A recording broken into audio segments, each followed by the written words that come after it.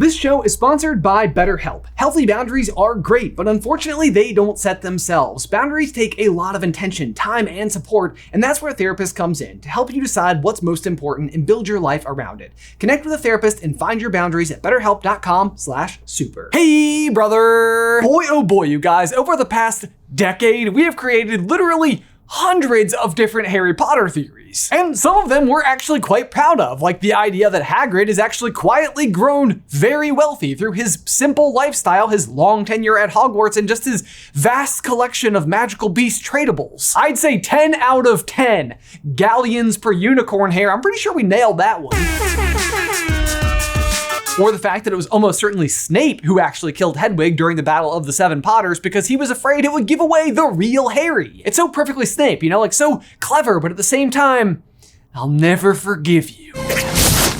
No, the point is though, there are some theories that we've come up with that I'm actually quite proud of, that I feel like hold up to the test of time. But in the meantime, we have certainly been exposed to and crafted some of our own theories that maybe just don't hold up as well. Back in the day, I genuinely can't tell you the number of times that I would see a post that just said, the boa constrictor that Harry freed from the zoo went on to be Voldemort's snake, Nagini. No, it did not. That was a male boa constrictor bred in captivity and was leaving destined for Brazil. And people weren't even calling this a theory. They were literally saying, did you know? As if this was just simply a fact to be known. Misinformation, am I right? I'm glad the internet finally has gotten past that hurdle. Wait. But either way, guys, today we are going to break down or fill you in on some of the internet's most popular but poorly supported Harry Potter fan theories, including some of our own. Let's do it.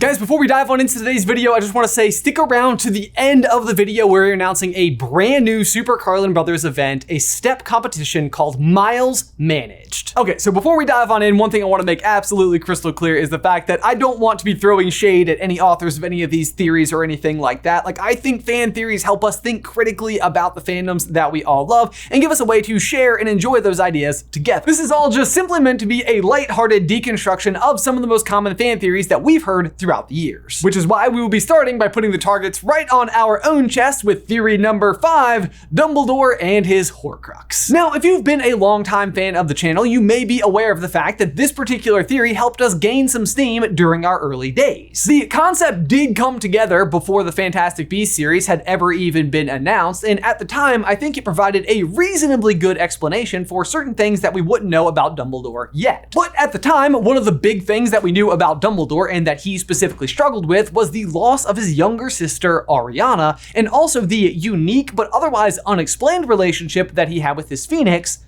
Fawkes. And I say unique, but not entirely, because the situation between Dumbledore and Fawkes seemed to somewhat mirror the relationship between Voldemort and his snake Nagini, who, by the way, is not the boa constrictor that Harry freed from the zoo, but is in fact a Horcrux that Voldemort does have unique control over. On that note of not being the boa constrictor, by the way, she did actually used to be a woman, a theory that we did totally nail right here on this channel, so Self 5, way to go us. Anyway, the point is though that Dumbledore goes to extraordinary lengths to try to break down and decipher the fact that not only did Voldemort have Horcruxes, but how many and what they were. But otherwise, in like 2 sentences, he just correctly guesses that Nagini is one. How was he able to do this? Well, we just figured that he was able to simply recognize that the relationship between Voldemort and Nagini was the same as his relationship with Fawkes. It also seemed to explain how Dumbledore was able to send Fawkes to help Harry in the Chamber of Secrets simply by Harry being loyal to him. It also seemed to help explain why it needed to be Fawkes in particular that had donated the 2 feathers that went on to create the twin cores between Voldemort and Harry, which is otherwise, and even still to this day, just a fun fact that happens to be true. And the idea here was that Dumbledore doesn't actually know, even in death, who actually killed Ariana, but blames himself entirely anyway, which was our explanation as to how Dumbledore actually ended up ripping his soul. And simply Dumbledore, being as clever as he is, sought a magical solution to take this piece of pain from himself and inject it into something else. And what you ended up with was Fawkes, who incidentally is a great candidate to be a container for Dumbledore's soul because Fawkes is a phoenix and therefore cannot die. And it doesn't super matter anyway because the author herself actually specifically shot this one down, which made the theory even more infamous, if you will. But also it feels like the entire function of the Fantastic Beasts series was pretty much to answer all of the questions that we just laid out. So you're welcome for Fantastic Beasts, I think. If anybody knows where we can get our royalty checks for those, that would be great. Anyway, though, in keeping with our Dumbledore theme, let's move on to theory number 4. Dumbledore is a time-traveling Ron. Wicked. Oh my goodness, you guys. This is an old one, but a good one, and probably the #1 most requested theory for this channel that we've never actually made before. But the reason that we've never made a video about it before is because we don't feel like there's really all that much to it. And to be fair, it's in part due to the fact that, once again, we've just simply received more information since this idea was originally created, which was in between the releases of Half-Blood Prince and Deathly Hallows. But the theory goes exactly as the title of it might suggest, that Dumbledore is quite literally just an aged up version of Ron who has traveled back in time, and that's how he has so much knowledge about the wizarding world and Harry specifically. Like, have you ever wondered how Dumbledore has such alarmingly accurate guesses? Harry's best friend? I'm Ron, by the way. Ron Weasley. And maybe out of the gate, you're like us and feel like, well, it sounds a little bit far-fetched. Like, Ron goes on to be the most powerful and respected wizard of the age? I mean, no offense to Ron or anything, but like, out of the three of them, I feel like Hermione was much better slated for this accolade. But I suppose it's worth mentioning that there's not nothing to go on either. For example, their physical descriptions are actually fairly similar if you ignore the fact that one is over 100 years old and the other is a teenager. They do both have a large nose and are both notably described as being tall and gangly. And it is also eventually revealed in a flashback that while the Dumbledore as Harry knows him has white silvery hair, in his earlier years it was much more similar to Ron's shade of auburn. Beyond that though, when Scrimgeour is giving the Golden Trio the contents of Dumbledore's will and he gives Ron the Deluminator, Hermione claims that no, Ron and Dumbledore were super close, and Harry thinks this is stretching it a little bit. This was stretching the truth to breaking point. As far as Harry knew, Ron and Dumbledore had never been alone together, and direct contact between them had been negligible. Given how much time Harry spends with Dumbledore and how much allowance Dumbledore gives Harry to tell that information to Ron and Hermione, makes it seem like he would have spent more time with them directly as well. But some people explain this away by suggesting that the reason that Dumbledore intentionally never spent time around Ron in particular was so that Ron never picked up on the fact that he was spending time around a future version of himself and inadvertently creates some version of a paradox. So then the idea there is that the reason that he gives Ron the Deluminator isn't so much that he's giving it to someone else, it's just simply returning it to himself to eventually give back to himself someday. Right? See what I mean about paradoxes? But in order for this theory to really hold any weight, it would almost require for Albus Dumbledore to have never had a childhood of his own, because his childhood would be Ron's childhood. So essentially what would be required is that Dumbledore would just pop into existence at some point in time after Ron had lived his entire life and then just age back through it again. But within the first couple of chapters of Deathly Hallows, we start getting a glimpse into Dumbledore's childhood, and it almost immediately disproves the theory. As does the fact that time turners are only capable of traveling back in time up to 5 hours, and Ron himself is directly there and responsible for the destruction of the time turners at the Department of Mysteries. So yeah, unfortunately, Ronbuldore, not a thing. But guys, we need to take a quick pause right here to give a huge thank you to today's sponsor, Honey, the easy way to save when you're shopping on your iPhone or computer. I love a deal, you love a deal. If we were participating in some kind of fun, whimsical game show where we could either have a deal or no deal, we would all select a deal, am I right? Well, it honestly probably depends on how many briefcases are left, but I digress. The point I'm trying to make though is that Honey is like a cheat code inside of that game, especially if that game is the game of life. And the objective of the game of life is of course to score a great discount code. It's probably the most dramatic way I've ever entered an ad read before. But that's because I do genuinely get excited about Honey. It has worked on so many different occasions for me. Here's how it works. If you're shopping online for anything and you get to that checkout screen with the little coupon code box, it will automatically scour the entire internet for the best coupon code and automatically apply it. And I know that we talk about Honey a lot here on this show, but I don't ever feel like we properly emphasize this next point. It is free, y'all. There are genuinely no asterisks or catches. Just simply add it to your browser and start saving. It's that easy. Here's a great example that I've had just here recently. I was shopping around for a small inflatable swimming pool for my daughter for the summer so she can splash around in on a hot day. I found one that was absolutely perfect for our spot outside, but it was more expensive than I expected. But when I got to checkout, Honey came in and it saved me 25%. And that makes all the difference. And I could have made that purchase anywhere too, not just on my computer at home, but also on my iPhone. Simply activate the app inside of Safari and boom, you're saving on the go. So seriously, get PayPal's Honey for free by heading over to joinhoney.com/supercarlin. Again, that's joinhoney.com/supercarlin. One last time for safety, joinhoney.com/supercarlin. Link is in the description down below.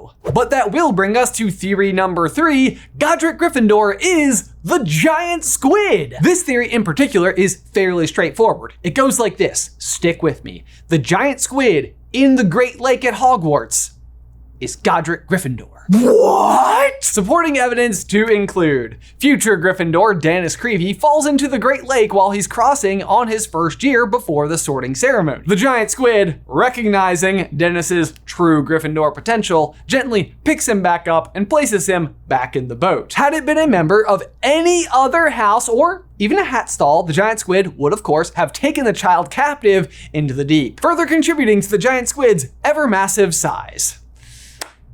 That's pretty dark. The real reason the giant squid is just so big is because we're really missing a few Hufflepuff, Slytherins, and Ravenclaws. No, the real joke is that the author of the series just basically said this in an offhand comment one time, that the squid during the 11th hour of each evening would re-return itself into Godric Gryffindor where it could roam the grounds of Hogwarts. I will say that there are several scenes that feature students throwing the giant squid pieces of toast, but squids can't eat toast and would in fact kill it, so there is that. So clearly, based on toast principle, the only explanation that we can have here is that the squid is in fact a millennium-old human. No, but really that is just the thing. As much fun as it would be to consider the idea that one of the original founders of the school was still residing nearby somehow, like looking after it, it's just not even possible, even under Nicholas Flamel terms, for someone to have existed that long. That said, the only other real parallel that we would have on the table is the fact that he had this very close-knit relationship with his fellow founder, Salazar Slytherin, who of course left his own giant beast behind, the basilisk. So it's fun to think that like somehow Godric had a contribution of his own that could potentially protect the school from the basilisk, but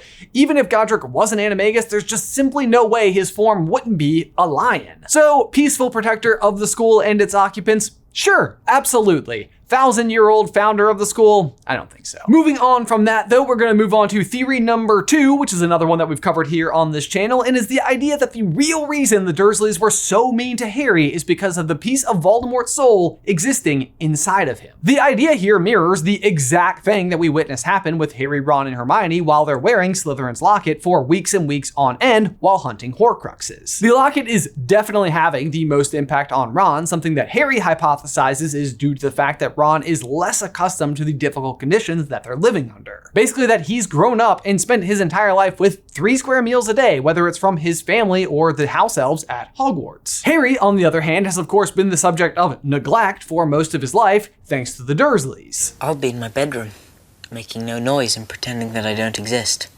Too right you will. You could say that Ron's situation, at least when it comes to preparedness, is a little bit more similar to the Dursleys' very indulgent suburban lifestyle. And therefore, similar to Ron, they'd be even less prepared for this like lingering sense of doom that seems to emanate from a Horcrux. And while those pieces do fit nicely enough, I think that it's all disproved on literally the very first page of the Philosopher's Stone. Mr. and Mrs. Dursley of number 4 Privet Drive were proud to say that they were perfectly normal, thank you very much. They were the last people you'd expect to be involved in anything strange or mysterious because they just didn't hold with such nonsense. Or as Professor McGonagall all too astutely announces to Dumbledore before Harry's arrival, they're the worst sort of muggles imaginable. And beyond that, we know that Petunia's prejudice towards magical people spawned from a very young age through jealousy, which morphed into hatred and resentment as she watched her own younger sister develop and build magical abilities and then be whisked off to magical school. I was the only one to see her for what she was.